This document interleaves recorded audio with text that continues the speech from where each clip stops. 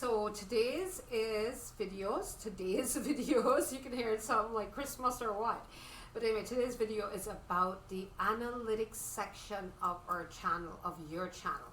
Alright, so analytics, so again, being brand new. Now the good news is, so it's the analytics of your whole channel or just individual videos.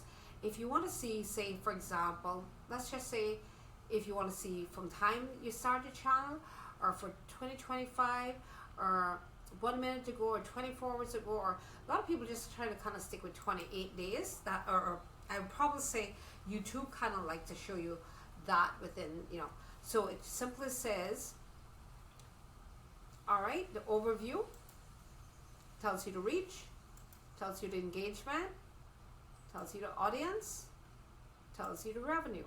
Now again, if you kind of want to see over the whole period of the time, though not just 28 days, what you do is go back to it used to be called lifetime, but it looks like they've changed that. Let's say the last 365 days, which is kind of almost seen as lifetime, right? Okay, so again, when you click on the overview, it's going to say what has happened from the inception. When you go to reach,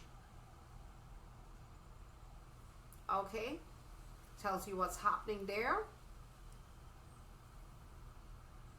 How viewers find this video, you just click. If you're not sure what this is, simply hover over the video, because see the little, if you ever forget, even if I tell you and you forget, you hover here, it'll tell you, or just hover here and it tells you to your right percentage of viewers from suggested videos. This then is mean 57% of people are finding you based on the videos that YouTube, whenever you do a related video, it means that YouTube pushing out algorithm or pushing out before the people. All right, now if you see channel pages, how are they finding the video? Percentage of viewers from channel pages. All right, all right, so based on your channel.